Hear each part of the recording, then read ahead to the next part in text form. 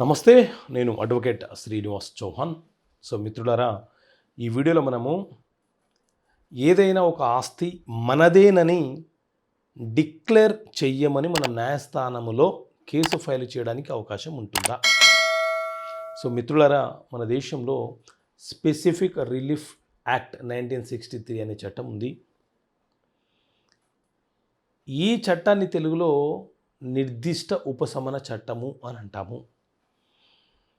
So ఈ చట్టం ఎందుకు మన దేశంలో అమలు చేయబడుతుంది అని అంటే, స్థిరాస్తికి సంబంధించిన వివాదాలు ఏవైనా సంక్రమించినప్పుడు మనకు ఏ రకమైనటువంటి ఉపశమనం కావాలో సో దానిని కోరుతూ మనం న్యాయస్థానంలో ఈ చట్టం ప్రకారంగా కేసు ఫైలు చేసుకుంటాము.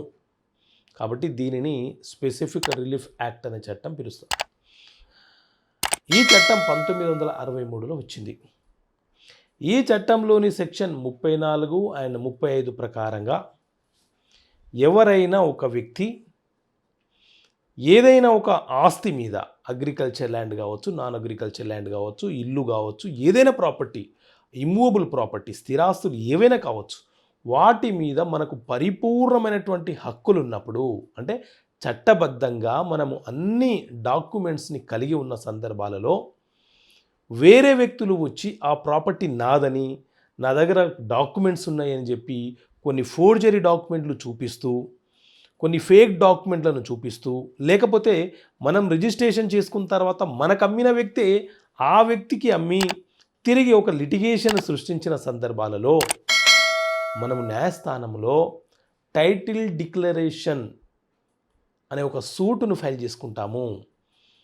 టైటిల్ డిక్లరేషన్ అంటే ఆ పలానా ఆస్తికి నేనే హక్కుదారుడిని, నేనే ఓనర్ అని చెప్పి డిక్లేర్ చేయండి అని చెప్పి మనం న్యాయస్థానంలో వేసుకునే కేసు.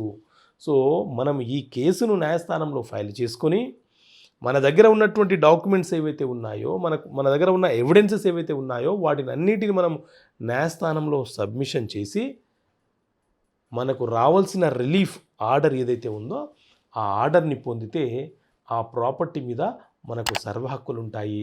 ఎవరైతే ఫేక్ ఫోర్జరీ డాక్యుమెంట్ సృష్టించారో ఆ డాక్యుమెంట్లను కూడా క్యాన్సిల్ చేయమని అడిగి మనము ఆర్డర్ పొంది మన భూమి మీద హక్కులను పొందే అవకాశము మనకు ఉంటుంది.